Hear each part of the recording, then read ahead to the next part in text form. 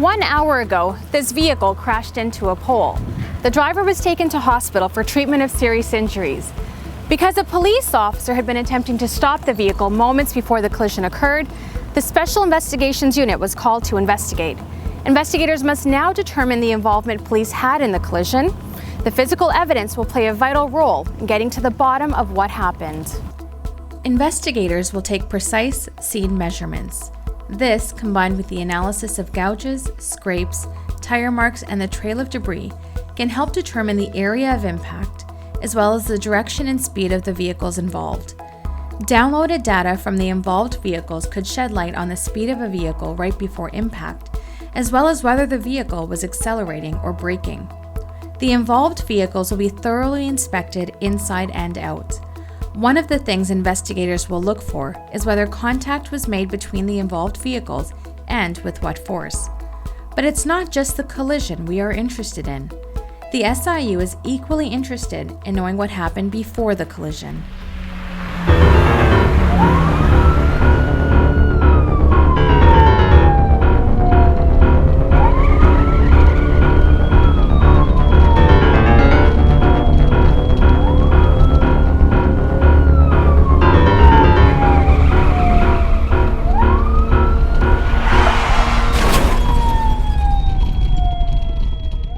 In addition to seeking out witnesses, we will look for security video footage in the area. This footage could help us determine speeds, distance between vehicles, and whether emergency equipment was activated. The SIU will download GPS data from the police cruiser to determine the route that was taken and the speeds that were reached.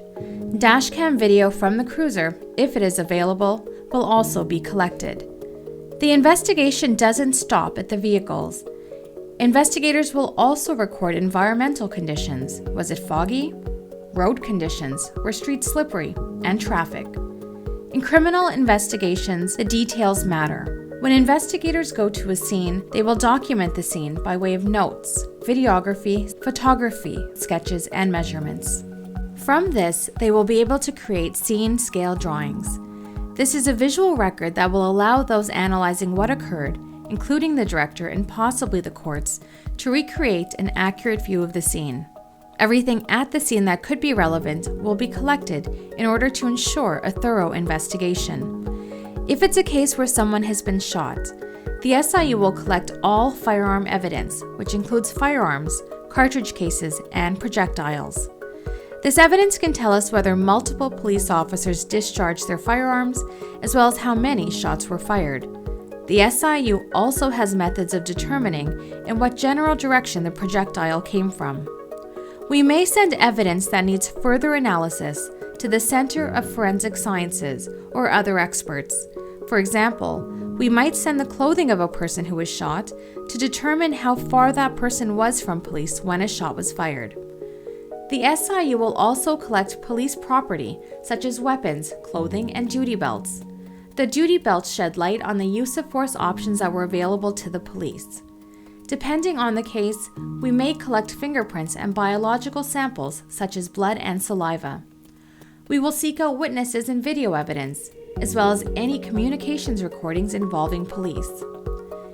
In cases where someone has died, a post-mortem examination by a forensic pathologist will be conducted to determine the cause of death and to locate any injuries. A toxicology report can tell us if there are drugs or alcohol in the body.